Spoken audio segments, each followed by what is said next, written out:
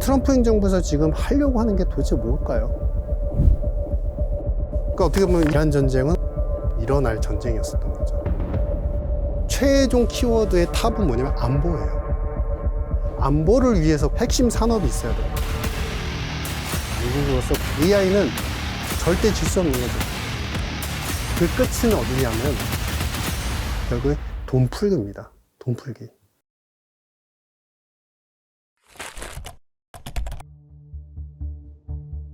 그러니까 트럼프 대통령이 관세를 하다가 왜 전쟁으로 가고 다시 돈 풀기 하고 AI에다가 투자하고 사실 왔다 갔다 하는 것 같아요. 근데 핵심이 뭐냐면 이게 트럼프의 일기에 국가안보 전략 보고서가 있는데요.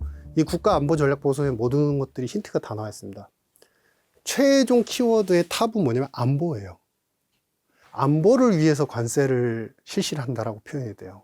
그러니까 중요한 건 뭐냐면 국민들의 행복, 그리고 국민들 소셜 시큐리티를 안전, 그 다음에 이 소득 기반을 갖다가 계속 꾸준하게 쌓아가야 되는데, 다른 국가들, 여기서 다른 국가 중에서 수정주의 국가라고 표현을 하는데 거기에는 러시아도 포함이 됩니다. 중국도 당연히 포함이 되고요. 이들이 와서 일자리를 빼앗아 가면서 결국 국민들의 삶과 안보적 질서를 무너뜨리고 있다. 그래서 이 안보적인 안위를 갖다가 지켜주려면 결국엔 뭘 해야 되냐? 관세로서 그들을 막을 수밖에 없다.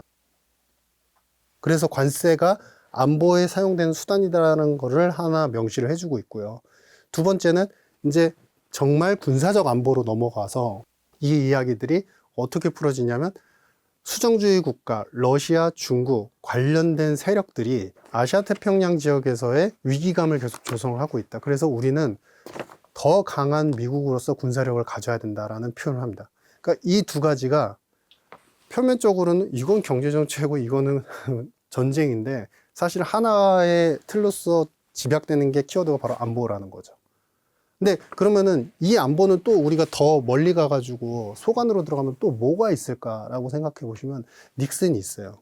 그러니까 닉슨이 과거에 사실은 이제 관세를 기습적으로 정책을 시행을 하고 결국에는 달러 금태환을 갖다가 완전히 무너뜨리면서 달러의 어떤 신용화폐적 기능을 갖다가 이것만 있으면 다 빌려준다.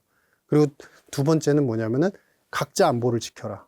우리가 군사, 우산 역할을 했던 것들은 이제는 우리 돈 쓰면서 안 하겠다. 그리고 그 당시에 이제 어떤 것까지 시행을 하냐면은 우리가 소위 얘기하고 있는 이제 환율 절하, 절상 압력들. 이 세 가지 패키지를 닉슨 때 시행을 한 바가 있었습니다. 근데 이러한 정책들에 대해서 트럼프 대통령 이게 결국은 미국을 지키는 유일한 길이라고 생각하고 있고 닉슨 대통령을 굉장히 찬사하는 글을 썼었어요. 일기 때는 닉슨 대통령한테 받았던 이제 편지, 그 당시에는 이제 공화당 의원이 아니었고 정치 활동은 아닌데 계속 입문을 하기 위해서 왔다 갔다 하는 상황이었는데 편지 하나 받은 걸 가지고 이제 자랑스럽게 걸어놓고 내가 이 닉슨 같은 대통령이 되겠다라고 위시를 했었죠. 그래서 지금 안보적인 부분 때문에 사실은 시작이 된 거고, 근데 이 안보를 지키려고 하다 보니까 다 연결이 되는 겁니다. 그러니까 트럼프의 시계 안에서는 다 연결이 돼요. 합리적이든 비합리적이든 다 연결이 돼요.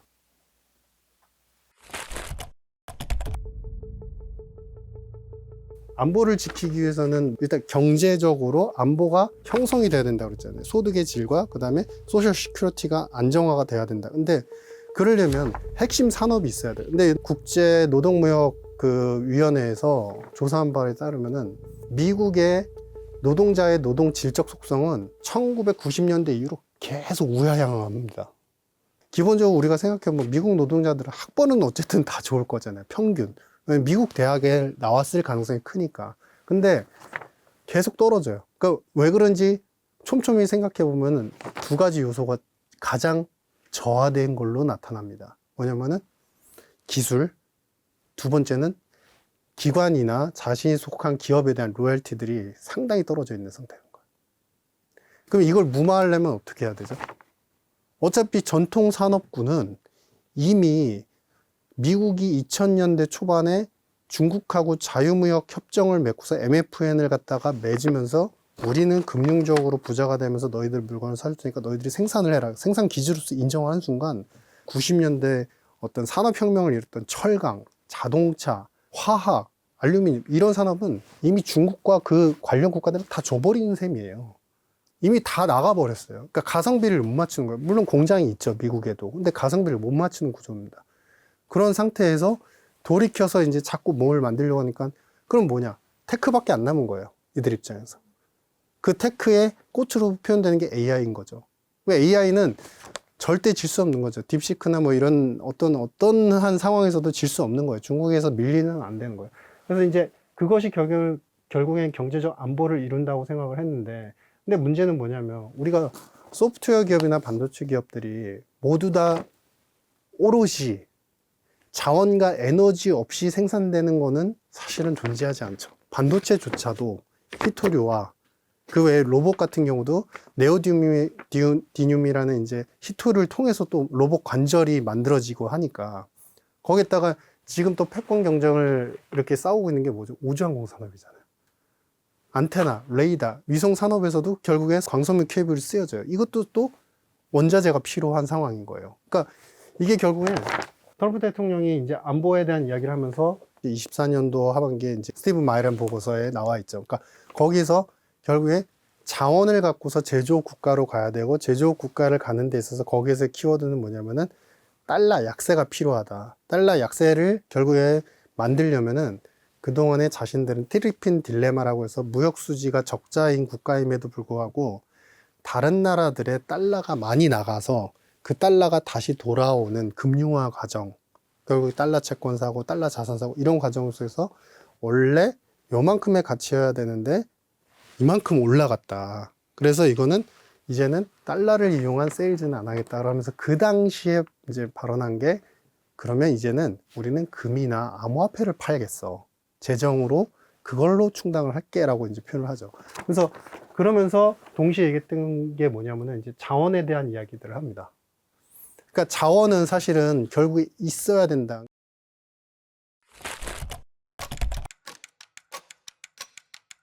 지금 자원에 대한 이야기를 제가 왜 여기서 드렸냐면 미국과 중국이 싸우다가 18년도에 결국에 중국하고 멈출 수밖에 없었던 게 결국 히토류 문제에서 꺾였어요. 말이 히토류지 사실 모든 것들이 다 연결이 되는 게 뭐냐면 이게 신흥국을 대상으로 한 대출 익스포저인데요. 이미 15년도 이후부터 중국은 1조 달러 피크를 칩니다. 이게 이제 1대1로 프로젝트를 통해서 나갔던 돈인데 그러니까 15년도 이후부터 계속 대출을 해서 원자재와 관련된 신흥국들에 대해서 오너십을 갖다가 중국이 다 모두 다 쥐어들기 시작해요. 그러니까 이게 단순히 중국 하나 잡는다고 될 문제도 아니고 자원의 문제는 복잡 다단한 과정이 필요하다. 그래서 어떤 것이 이제 생성이 되냐면 처음에 우리가 이제 얘기했던 파나마 운하를 먼저 가져오죠. 미국계 기업에서 이제 자산운용사에서 지분을 사옵니다. 그리고 베네수엘라 같은 경우 원유 컨트롤권을 완전히 가져버리죠. 그린랜드는 아직도 협상 중이고 그 다음에 해결해야 되는 국가가 어디냐면 이제 이란인 거예요. 사실 우리가 생각해보는 시기에는 미국 이란 전쟁 이것이 과연 어떻게 이렇게 갑자기 일어날 수 있지라고 우리는 그렇게 생각할 수 있지만 사실 미국과 이란이 전쟁할 수 있는 그 기회 혹은 포석들은 이미 2년 전부터 깔려져 왔었습니다. 왜 그러하냐 하면 우리는 이제 24년도에서 25년도에 있었던 네타냐후 총리가 그때 사법적 리스크 때문에 자꾸 하마스를 공격하고 그들은 가자 지구를 갖다 해방을 시키겠다 이런 입장을 계속 공고히 했었죠. 근데 24년도는 바이든 정권 시절이었어요. 그럼에도 불구하고 미국하고 교감이 계속 있었던 상황인 것이고 그때 하마스 지도자를 계속 죽입니다. 그때 당시 한예를 먼저 죽였습니다. 그리고 동시에 지금 레바논에서 헤즈볼라 수장 하산 나스랄라 이 사람을 또 죽였어요. 그리고 10월 달에 하마스에서 그래가지고 또다시 이제 새로운 지도자 시나르라는 지도자를 갖다가 또 임명을 했는데 선출을 했는데 이 사람을 또 죽입니다. 그러니까 하마스는 계속적인 폭격 때문에 군사적인 어떤 재정력 자체가 굉장히 저하가 된 상태고 지도부를 다 말살을 시킨 상태였어요. 그리고 헤즈볼라 같은 경우는 틈틈이 계속 공격을 했었고요. 그러면서 지금 이번 전쟁이 일어나고서 포인트를 보신 분들은 아시겠지만 레바논의 헤즈볼라가 그러면 어떻게 동참을 할까 생각해 보셔야 되는데 가장 센 친이란 세력 중에 헤즈볼라, 그 다음에 하마스, 그 다음에 후티 반군, 이렇게 세 그룹이 있습니다. 이번에 이 세 그룹 중에서 후티 반군은 홍해에서 이제 폭탄을 좀 쏘고는 있는데, 나머지 그룹은 사실 굉장히 조용한 편이에요. 그러니까 이게 조용하려고 조용하는 게 아니라 이제 전력이 굉장히 많이 소실이 된 거죠. 그래서 그들도 싸우기 굉장히 애매한 상황이고, 그러니까 내 편이 좀 사라진 상태예요.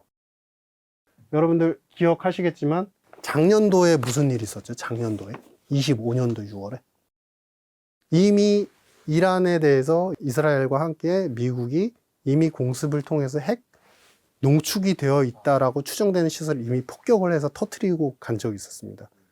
근데 그때는 우리의 시계나 우리의 시각에서는 사실은 그냥 잊혀지고 넘어간 거였죠. 왜냐하면 더 이상 확대가 안 되니까. 근데 그 당시 6월 달에도 똑같이 이란 혁명 수비대는 우리의 친 이란 세력들이 같이 병합을 하고 등세를 해서 같이 싸워나갈 것이고, 두 번째, 호르무즈 해협을 봉쇄할 겁니다 라고 했어요. 근데 이 두 가지 다 안 지켜지죠. 왜 그럴까요? 25년 초에 정식 취임을 하지 않습니까? 트럼프 위기 때. 3월에 후티 반군을 미군이 엄청나게 공격을 합니다. 그때 최고 사령관의 군사작전을 지휘하는 지도부를 갖다가 말살하는 작전뿐만 아니라 여기에 관련되는 군사시설물들을 계속 폭격을 하고 미사일 기지까지 폭격을 했어요. 그러니까 후티 반군도 전력을 이미 다 빼놓고. 그럼 이게 시계를 좀 정리를 해볼게요.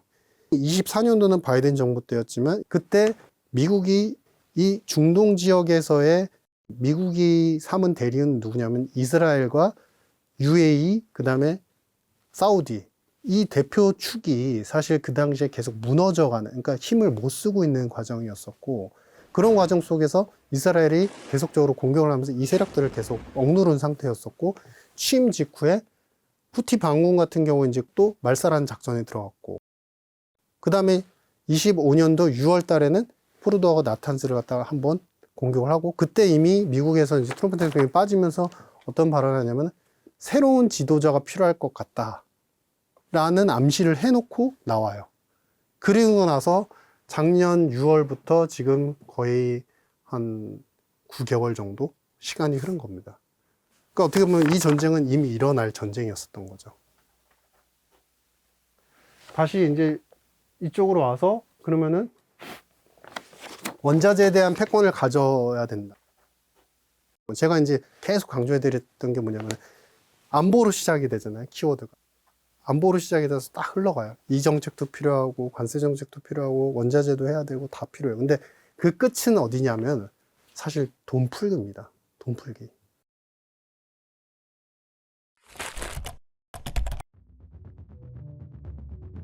제가 제일 강조해 드리고 싶은 부분이 있는데 트럼프 행정부에서 지금 하려고 하는 게 도대체 뭘까요?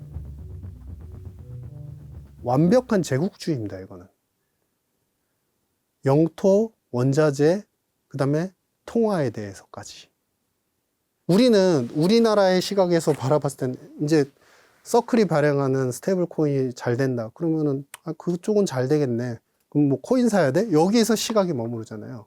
저는 그렇게 보지 않아요. 이게 AI 플랫폼, 요즘에 강력한 마두로도 잡고 이번에 이란 전쟁할 때 쓰였던 엔트로픽 진짜 좋더라고요. 저도 많이 써봤는데 정말 잘 되더라고요.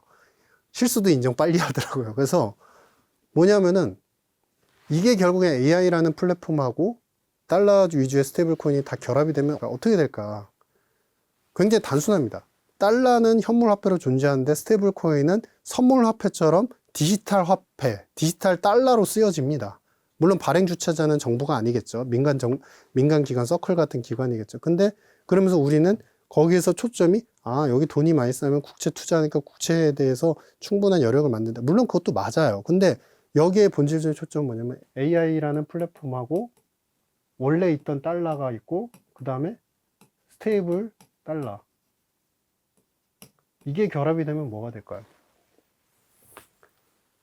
현재 달러 OTC 마켓에서의 달러 이용 비율은 전 세계 화폐 중에서 89%, 90%를 차지합니다. 저는 이 이용률 자체가 95에서 98%, 거의 100% 육박한 수준까지 올라갈 거라고 봐요. 즉, 동맹화되어 있는 다른 국가들이 결국에는 자신의 통화보다도 미국의 화폐를 더 자주 이용하게 되는 그런 현상들이 더 강화될 것이다. 그게 그럴 수 있어요? 아주 쉽게요. 그 생각만 해보시면 됩니다. 이란은 미국을 싫어하죠. 근데 최근까지 경제가 안 좋아지면서 악화될수록 국민들 자체가 달러를 쓰는 비율이 더 많아져 왔습니다. 왜?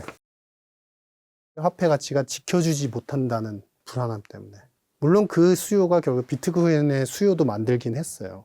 그래서 바이낸스가 이란에서 사실 상당히 성공적인 결과를 거뒀는데, 근데 중요한 건 뭐냐면 이게 비단 그 국가의 저력이 약화된다 이런 의미를 떠나서 대영 제국 시절에도 사실은 주변 거의 30여 개의 국가들이 동맹을 맺고 그 동맹화된 국가들이 파운드, 스털링에 의해서 고정화되는 환율, 이집트도 고정화되는 환율을 썼었는데 그 제도하에서 이 파운드에 대한 절대적 외환에서의 그 보유의 비중 자체가 거의 90%까지 육박을 합니다. 그러니까 거의 단일 통화 체제로 그 동맹이 같이 가는 거예요. 그러면서 완전히 또 싫어할 수 없는 요소는 뭐냐면, 그러면서 런던 금융시장에서 채권 발행도 하게 도와주고, 그러면서 그러니까 영국이 갖고 있는 많은 대영 제국의 국가들이 동에서 서까지 다 있잖아요. 거기서 세일즈를 해주게 하는 거예요. 구조나 역사의 패턴은 다르지만 지금 현상하고 상당히 유사합니다. 미국에서 팔려면 미국에 또 투자를 해야 되고, 근데 또 그거를 거부할 수는 없어요. 왜? 미국 시장이 또 워낙에 방대하게 크니까. 어떻게 보면 우리 동맹들은 사실은 스테이블로 집중된 그 경로를 가는 직전에 결국에 눈치채지 못하고 혼란에 계속 와중 속에서 우리가 지금 역사의 길을 걸어가고 있는지도 모른다. 저는 그 생각을 상당히 많이 하고 있습니다. 오늘 교양회를 부탁해는 여기에서 마치도록 하겠습니다. 감사합니다. 하려면 그 기반은, 가장 기저에는 뭐가 있어야 되죠? 그쵸? 달러가 많이 풀려 있어야 됩니다. 달러가 많이 풀리려면 기본적으로 또 뭘 할 수 있어야 되죠? 발행해야 돼. 그렇죠. 발행해야죠. 발행을 하려면 조건이 필요해요. 어떤 조건이 필요하죠? 시장적 조건이. 맞습니다. 달러만 많이 발행할 수 있으려면 제일 더 중요한 요소가 하나 있는데, 그게 뭐냐면 물가 안정화예요. 그러면은 돈 풀기가 되려면 결국에는 그 존재 조건에서 발행을 할 수 있어야 되고, 발행을 무한하게 하려면 가장 기본적으로 뭐가 있어야 되냐? 결국에 발행했을 때 부작용이 안 나야 되는 거죠. 그럼 부작용이 안 나려면 두 가지 요건이 필요하죠. 첫 번째가 물가인 거예요. 두 번째가 뭘까요? 두 번째는 국채를 발행했을 때 부담이 안 될 정도로, 즉 이자율에 대한 문제들을 걱정을 안 할 수가 없는 거예요. 근데 이 두 가지 요소를 본인들이 다 컨트롤하고 싶다는 욕심, 사실은 이거는 너무 굉장히 야욕이라고 생각합니다. 정말 센 야욕이라고 생각해요.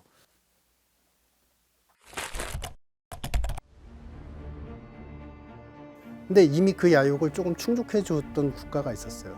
누구냐면 중국이에요.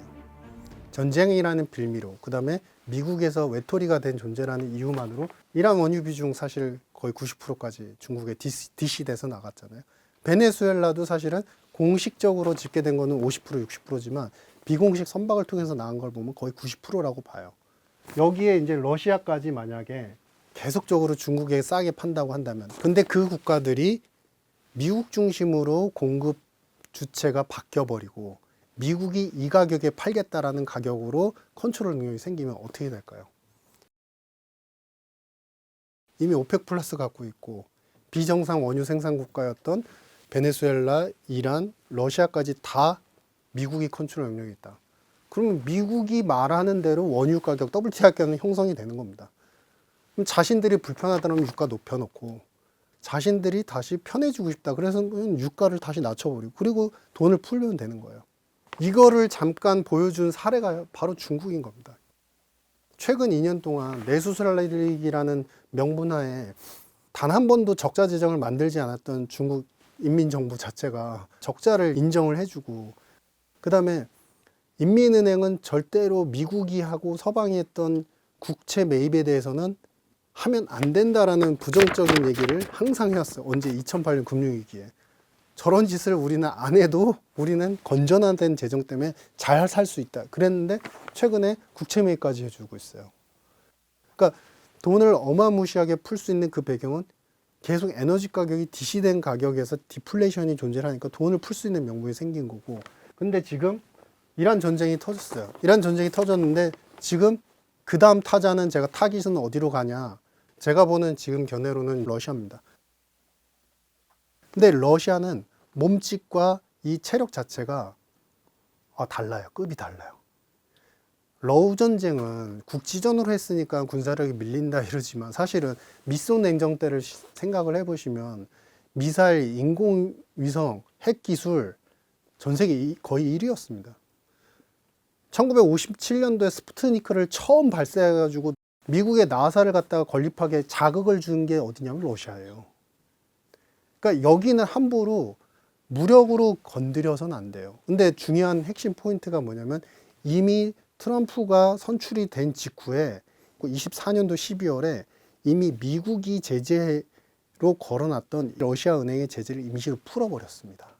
근데 그거에 대해서는 전혀 보도가 되지 않고 있죠.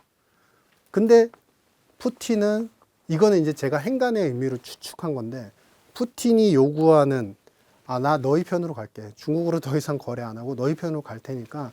근데 그 대신 조건이 있어. 이 조건이 만만치 않은 거예요. 저는 그렇게 추정이 돼요. 단순한 경제 제재 해제뿐만 아니라 러시아 같은 경우 원유 수출 가격 상한제가 걸려 있죠. 리밋이 걸려 있죠. 그 다음에 전쟁 범죄 국가다 이렇게 이제 지정이 된 다음에 기술을 갖다가 러시아하고 수출을 하거나 수입하는 것도 다 안 돼요. 그래서 이미 이제 자산 동결하면서 현대차 공장도 나왔었죠. 근데 푸틴은 이미 영토에 대한 부분이 이미 어느 정도 합의를 본 것 같아요. 우크라이나도 거의 포기 지경에 간 것 같습니다. Yes, I had a very good call with President Putin. We obviously talked then about the Middle East, and he wants to be helpful. I said, you could be more helpful by getting the Ukraine-Russia war over with. That would be more helpful. But we had a very good talk, and he wants to be very constructive. 근데 중요한 건 뭐냐면 다른 분야, 신기술부터 시작해서 다른 핵심 산업, 그리고 원유 수출, 정상 가격으로 수출할 수 있는 그 영역까지 다 풀어달라는 것이 바로 푸틴의 요구라고 봐요. 그렇게 요구가 방대하지 않았으면 이미 합의 봤다고 봅니다, 저는.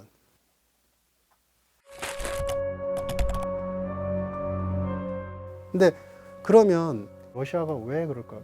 중요한 건 뭐냐면 유럽 TTF 가격이 단 며칠 만에 70%가 오르죠.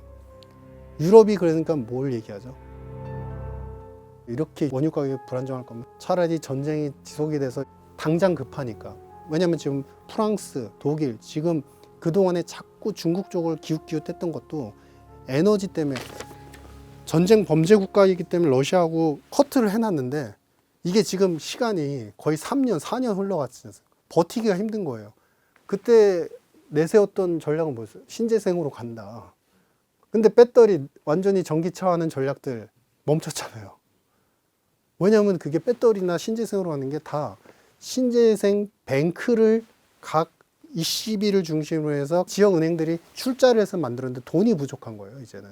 그렇다고 발행을 함부로 할 수 없어요. 왜냐? 금리와 환율이 너무 불안정하니까. 막상 이때가 되니까 유럽에서 지금 어떤 목소리가 나오냐면 이럴 거면은 우크라이나 파이프라인을 잠깐이라도 밸브를 열어서라도 러시아 원유라도 받게 해달라. 명분이 생기기 시작하는 겁니다.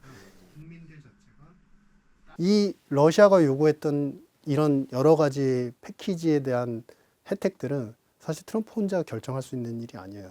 범죄전쟁 국가라는 선언 자체가 사실은 유럽에서 먼저 시작이 됐고 그거에 대해서 미국도 정권에서 이미 합의를 봤던 상황이었기 때문에 그걸 풀려면 유럽의 동조가 있어야 돼요. 그렇기 때문에 24년도 말에 미국이 제재 대상에 올렸던 러시아 은행의 제재는 해제가 됐지만 유럽의 제재는 아직 해제가 안 되어 있어요. 파이프라인도 다 안 열렸어요. 그러니까 러시아가 수출을 못하죠. 그럼 이거는 미국이 어떻게든 다 해결을 하려면 뭔가 환경이 조성이 돼야 되는 거예요. 그러면은 러시아로 간다. 저는 이게 아주 열심히 달리면은 일단 중간선거 전 정도까지 11월 전 정도까지 돈을 푸는 게 핵심이 아니라 러시아까지 해결을 볼 거라고 봅니다. 그러면은 결국에는 이란, 러시아, 베네수엘라 모든 이제 원유 생산 비정상 판매 국가들이 이제 미국에 손하기 위해서 어느 정도 지금 최근에 전쟁이 발생하자마자 오펙 플러스가 대규모 증산을 발표하지 않습니까? 그만큼 목소리를 맞추면서 같이 길을 갈 거라고 봐야져요. 그래서 그런 시각에서 보면은 그 다음이 뭐죠? 스테이블 코인이 나오는 시점이 되면은 그때 돼서는 드디어 이제 각 동맹 국가들이 영부채를 무조건적으로 강제 그 매각을 할 수는 없을 거예요. 환경상. 근데 0%대의 영부채, 그러니까 전혀 갚지 않아도 되는 돈을 결국에는 각 국가들한테 판매하는 정책의 꽃이 그 후반에 나올 것이다 라고 생각이 들고, 그 기반에서는 결국에는 돈을 풀기 위해서 에너지 패권으로 가고 있는 그런 전략들. 여기서 그러면은 돈을 푸는 게 뭐 보여요? 보이시잖아요. 지금 미국계 은행들이 전 세계 대출 익스포저가 지금 3조 5천억 달러입니다.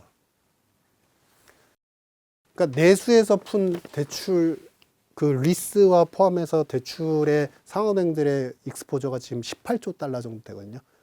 근데 거기에 비해서 한 뭐 30% 안 되긴 하지만 사실 3조 5천억 달러라는 돈을 전 세계에 풀어나가고 있어요. 그러니까 서로 경쟁하는 거예요.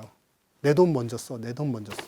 이 익스포저는 어떻게 보면 국가 자산, 전 세계에 대한 패권 능력, 통화에 대한 패권 능력의 상징물이죠.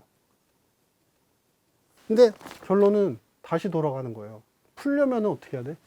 이거 다 잡아놔야 되죠. 잡아놓고 시작해야 되죠. 그러고 나서 잡아놓은 상태에서 트럼프 때는 항상 이게 역사가 증명한 거라고, 그 순간을 보면은 이게 어디로 튈지 모르는 사람이네라 하지만 잠시 시계를 멀리 해가지고 역사, 그것도 뭐 먼 역사도 아닙니다. 일기를 잠시 돌이켜보면 퍼즐이 다 맞아 떨어져요.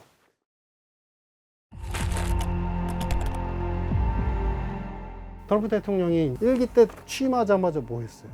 셰일 오일 채굴을 엄청나게 했죠. 꼭지 데일리 800만 배럴까지 나왔습니다. 바이든 때 쭉 빠졌죠. 채굴 금지했잖아요. 영토 임대를 안 해줬잖아요. 국가 영토를. 다시 이게 다시 늘어나고 있는 추세예요. 꼭지가 어디? 지금 900만 배럴까지 꼭지를 찍었습니다. 근데 이 나라 국가 다 잡아서 WTI 가격 안정시켜 놓고 셰일 오일을 갖다가 어느 정도 계속 증산을 시켜 나간다고 한다면, 그런다면 유가가 어디까지 떨어질지 저는 가늠은 안 됩니다. 근데 물론 먼 일이겠죠. 지금 시점에서는 6개월 후, 7개월 후, 8개월 후가 되겠죠. 저는 5자도 보인다고 생각을 해요. WTI 50자. 그렇지 않으면 50자를 만들지 않으면, 왜냐하면 단순 역산 계산을 해봤을 때 지금 미국의 CPI에서 에너지가 차지하는 비중이 에너지 서비스, 그 다음에 에너지 쪽 다 합치면 20%에서 30% 정도 비중이 되거든요. CPI에서. 근데 이거를 60불일 때, 아주 단순한 계산입니다. 이거는. 그게 그나마 떨어져서 60불을 안착을 하니까 물가가 2.5에서 2.8 사이를 기록했단 말이에요. 파월은 중립금리가 3.5다 뭐 이렇게 주장을 하지만, 사실은 트럼프가 원한 것처럼 2% 금리까지 쭉 내려가려면 사실 물가가 2% 언더이거나 2% 근처까지 가야 되는 이제 필요성이 있고, 그렇게 되면은 60불에서 50불 정도까지 떨어지게 되면 몇 프로가 떨어지죠? 거의 15% 정도가 떨어지잖아요. 15%가 떨어지면 단순 계산입니다. 어디까지나 15%에 비중 20%라고 했잖아요. 그러면은 0.3에서 0.5 정도가 확 떨어져요. 그러면 대충 계산이 나오죠. 2.5, 2.8 하던 CPI가 2%까지 떨어질 수 있구나. 저는 거기까지 가기 위해서 엄청나게 달려갈 거라고 봐요. 그래서 그런 것들이 결국에 안정화되면 자기 자랑을 엄청나게 하겠죠. And I will not allow a terrorist regime to hold the world hostage and attempt to stop the globe's oil supply. And we're putting an end to all of this threat once and for all. And the result will be lower oil prices, oil and gas prices for American families. We've done that. We've done it. We brought it very low. This was just an excursion into something that had to be done. 근데 이제 그런 상황에서 물가 컨트롤 능력을 잡고 그다음에 막 이렇게 전쟁을 일으키는데, 사실은 우리가 좀 피부를 볼 때 이 사람이 피부가 좋다, 겉만 부드러워서 되나요? 의사들 보니까 그 약간 현미경 같은 걸로 속 안에 그 모공부터 시작해서 그 안에 있는 피부의 속성까지 다 보더라고요. 그러니까 지금 트럼프도 사실 좀 비슷한 상황이에요. 그러니까 트럼프가 제일 무서워하는 사람은 누굴까요? 트럼프도 무서워하는 사람이 있습니다. 그게 누구냐면은 공화당이에요. 공화당. 공화당에 있는 프리든 코커스라고 하는 초강경파들. 이 사람들이 한 10분 정도 내외가 되는데, 이분들의 목소리가 되겠어요? 왜냐하면 이분들이 여론을 좌우지하거든요. 왜 여론을 좌우지하냐면은 민간에 있는 여러 시민활동 단체들인데 시민활동 단체들이 이 프리코커스를 굉장히 지지를 해요. 결국에는 계속 재정을 갖다가 계속 풀어야 되고 AI 패권을 이제 잡으려면은 돈을 풀어야 되는데 금리적인 요소가 단기채, 장기채 지금 다 많이 발행이 돼 있잖아요. 그러니까 이분들은 항상 재정에 대해서 예산에 대해서 트럼프에 대해서 비난을 계속하고 있어요. 그러니까 그들의 시각까지 결국에 잡으려면 뭐가 필요하다? 그러니까 돈을 풀 수 있는 환경이 필요하다. 점점 지금 우리는 이란의 지금 전쟁에서 무서움, 공포, 항상 그 생각이 들더라고요. 러우 전쟁 때부터 전쟁을 팔로우 하면서 계속 시계를 돌이켜 보니까 제일 무서울 때가 본인의 원하는 취약점, 원하는 바가 보일 때구나. 국가도 비슷한 것 같아요. 그 사람 성격 보려면 화투 한번 쳐보야 된다고 그러잖아요. 그러니까 보이는 것 같아요. 저만의 이제 추측인데 왜 트럼프가 4주 얘기를 했을까? 4주? 4월 달에 뭐가 시행이 되냐면 ESR라고 해서 이게 이제 강화된 자본 비율인데 자본 비율이 미국 상업은행들 한 6%에 맞추게 돼 있습니다. 근데 이 6%가 딱 6% 이상으로 계속 맞춰줘야 되는데 대출을 많이 해주거나 국채를 많이 사게 되면 이 비율이 분모가 커지면서 확 떨어져요. 그러니까 이거를 4.5까지 낮추게 돼 있습니다. 그러니까 요거를 앞두고서 저는 물가 환경을 돈 풀기가 이렇게 되면 사실은 레버리지 효과가 엄청나게 커지거든요. 가만히 있어도 상업은행들이 국채 투자하고 대출을 많이 해줄 거예요. 그러니까 근데 여기서의 대출은 뭐냐면 비단 미국 내에서의 대출이 아니라 여러분들 2007년도에 잠깐 들으신 기억이 계시겠지만 그 당시에 전 세계의 자산의 버블, 신흥국 인도, 브라질, 이머징 모든 자산이 버블을 만들었던 핵심 주범이 뭐냐면 달러 캐리 트레이드입니다. 달러 캐리 트레이드는 그렇게 자주 오진 않아요. 근데 결국에 이 정책이 시행되려면 달러 캐리 트레이드가 확산이 돼야 된다는 이제 동의로이고 이게 4월이니까 대략 저는 이제 단순 견해 봤을 때 이 큰 정책들을 앞두고서 사실 그 전에 이미 전쟁을 그 시점에 맞춰서 시계를 돌아가고 있구나.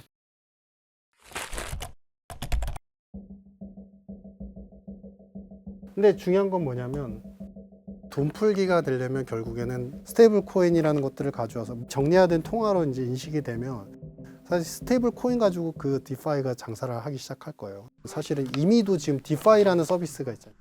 이더 맡기면 스테이킹 하면은 몇 프로 금리 줍니다. 몇 개월 동안 스테이킹 하면 뭐 얼마 줍니다. 이런 것들이 되게 온라인 서비스 많거든요.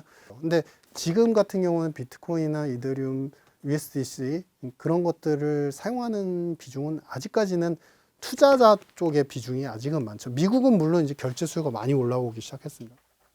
그런데 만약에 여러분들 여기 계시는 각 세대의 각 계층의 여러분들이 다 각각 스테이블 코인을 갖고 있다고 생각을 해볼게요. 이제 국가가 상용을 해서 스테이블 코인을 쓰고 있는데 달러 스테이블 코인을 맡기면 금리를 5%를 준대라는 앱이 등장을 해요. 그리고 안전성에 대해서 정부가 어느 정도 코멘트가 들어가는 온라인 그런 플랫폼이라면 안 맡기시겠어요? 저도 맡길 것 같아요. 그럼 이런 디파이 서비스들은 일파만파 커지겠죠. 좋게 해석하면요. 여기서 대출도 해주니까 아프리카 아이들 사실은 진짜 1달러 없어도 밥도 못 먹고 병원도 못 가는 아이들 많잖아요. 그 친구들이 여기서 대출을 받을 수 있을 거예요. 컴퓨터와 인터넷만 되면은 여기서 할 수 있을 거예요. 그렇게 되면은 거기에 기반이 되는 거는 다 뭐가 될 것이다? 달러 스테이블. 그러면 달러 스테이블에 대한 사용 비중은 더 커지겠죠. 그러면 하지 말라고 그래도 자연스럽게 단일 통화화 되거나 아니면 달러 스테이블 코인이 전 세계를 압도하는 디지털 화폐로서 역할을 마무리할 것이다. 그리고 지금 달러에 대해서 가장 우리가 국내 시각에서 오인하고 있는 것 중에 하나가 달러가 강세를 보이면 패권이 세졌어요. 달러가 약세를 떨어지면 패권이 약해졌어요. 이렇게 얘기하지만 제일 중요한 건 이겁니다. 이거. USD가 지금 90% 가까이 이제 쓰여지고 있는데 사용량 90%면 화폐의 이 압도적 패권이 결국에 그 나라 모든 패권과 정치 외교를 다 만드는 거예요. 만약에 장외시장에서 90% 정도 되는 게 결국에 95%까지 육박을 하게 된다. 그렇게 되면 어떻게 될까요? 먼 미래지만 이대로 미국의 패권이 계속 강화되겠죠. 어떻게 보면 미국의 패권을 강화하는 방식은 정치 철학적, 경제 철학적 방식이 아니라 나쁘게 말하면 잔머리 꾀를 굴리면서 계속 강화시키는 거죠. 양적 완화라는 개념을 처음 가져서 꾀를 쓰기 시작하고 지금에 와서는 어차피 이길 게임을 전쟁을 일으켜서 시작을 하는 것이고 이란이 미국을 이길 거라고 생각하는 사람 단 하나도 없잖아요. 그러한 것들을 트럼프는 더 자극적으로 세게 빨리 가져오는 경향성이 있지만 이건 민주당이었어도 크게 다르지는 않다고 봅니다. 민주당은 좀 점잖게 스타일 자체가 서서히 실행하는 편이고 명분이 있어야 되니까 트럼프는 그게 중요하지 않은 거죠. 일단 이득이 되면 돼. 난 닉슨처럼 할 거야. 그래서 결국 이런 돈풀기가 되고 그러면 이란에 대한 문제로 이제 다시 되돌아서 정리를 해드리면 시계가 맞아 떨어지고 있다고 보여져요. 잠깐 이란으로 우리는 시각이 다 몰입이 되어 있지만 지금 이란 전쟁은 화두를 펼치기 전에 그냥 저쪽으로 일단은 잠깐 가 있는 거다. 트럼프 정책이 일률적인 방향이지만 거기서 잠깐 외길로 잠깐 나가 있는 거다. 근데 결국에는 이 목표길은 저쪽에 같이 한 방향으로 가고 있다. 본질적인 초점은 뭐냐면 AI의 플랫폼. 근데 그 AI와 관련되는 테크에서는 항상 우리 다 얘기하잖아요. 전력이 필요하다. 근데 전기값이 이렇게 올라갑니다. 미국에. 가계의 시간당 킬로와트당 가격이 5년 전에 비해서 거의 50% 가까이 급등을 했어요. 그러니까 에너지와 전기값이 오르는 거는 트럼프 대통령 쪽 입장에서는 사실 철학적으로 가장 에너지 효율화에 안 맞는 거예요. 그래서 트럼프가 무엇을 얘기하느냐. 빅테크가 알아서 에너지와 전력을 갖다가 효율화할 수 있고 이용할 수 있는 인프라를 갖춰라라고 얘기를 하지 않습니까? 근데 중요한 거는 이 시그널은 미국이 지금 위기를 겪고서 처음으로 잔머리를 써서 이용을 하고 그 덕에 힘을 얻고 서로 호혜적으로 수혜를 입으면서 커간 기관이 어디죠? 미국 내에서 상업은행이죠. 골드만삭스, JP모건 이렇게 부실을 했을 때마다 합병 다 허용해주면서 완전 공룡처럼 만들어놨잖아요. 그래서 국채 사주고 또 여기서는 또 지원해주고 그리고 저는 이용할 카드가 또 빅테크라고 봐요.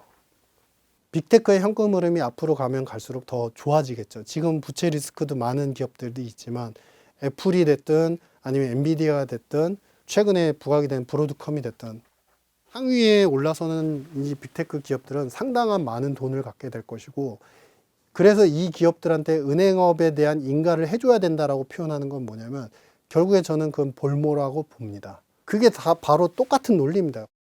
은행업 인가가 되면 그 다음은 어디로 흘러갈까요? 미국채 투자를 종용 압박하겠죠. 은행업이 된다는 건 미국채를 투자할 수 있는 환경을 만들어준다는 거니까. 그래서 마지막 이제 정리를 해드리면 이란 건 같은 경우는 그 전부터 미국 자체적인 후티 반군의 공격, 작년도에 있었던 핵시설물에 대한 타격들 이런 것들이 이미 이란 전쟁은 언제든 일어날 것이었다라는 예고편이었었고 이 전쟁은 당분간은 더 지속이 될 것 같습니다. 언제까지? 키포인트는 전 두 가지라고 보입니다. 첫째, 미중 회담을 앞두고서 중국 힘드니까 미국산 원유를 쓰세요. 사세요. 라고 얘기를 하죠. 비싼 미국산 원유를 사세요. 그러니까 그것이 결국에는 전쟁을 이끌어가면서도 어떻게든 이란의 무력화, 반미에 대한 무력화를 계속 만들 때까지는 전쟁을 지속하겠다는 의미인 것이고 두 번째 중요한 거는 러시아에 대한 다음 카드로 자연스럽게 넘어가기 위해서는 명분과 환경 조성이 필요한데 러시아의 필요성들이 부각이 될 때까지는 전쟁은 좀 이어질 것 같아요. 그런 기간이 마무리가 되면 러시아가 미국의 블록으로 편입되는 과정들이 속속들이 보일 것이고 이것도 예고편 그 전에 다 나와 있었어요. UAE하고 이제 사우디에서 계속 번갈아 가면서 중동의 대리인 국가로 설정해 놓은 이 두 국가에서 계속 러우 관련되는 그 휴전 협상을 자꾸 거기서 하잖아요. 그런 시계들이 완성이 되면은 에너지와 지정학적 패권이 정리가 되고 그 다음에는 관세를 통해서 효율화된 에너지를 통해서 돈을 많이 벌고 그러면 이것들은 결국에 AI라는 패권을 계속 강화시키는 돈줄 역할을 하면서 마지막에 피날레로 장식되는 것은 스테이블 코인과 함께 영구채 판매로까지 이어지는 역사의 흐름 속에 있다. 이렇게 생각을 하고 있습니다. 오늘 경영일을 부탁해는 여기에서 마치도록 하겠습니다. 감사합니다.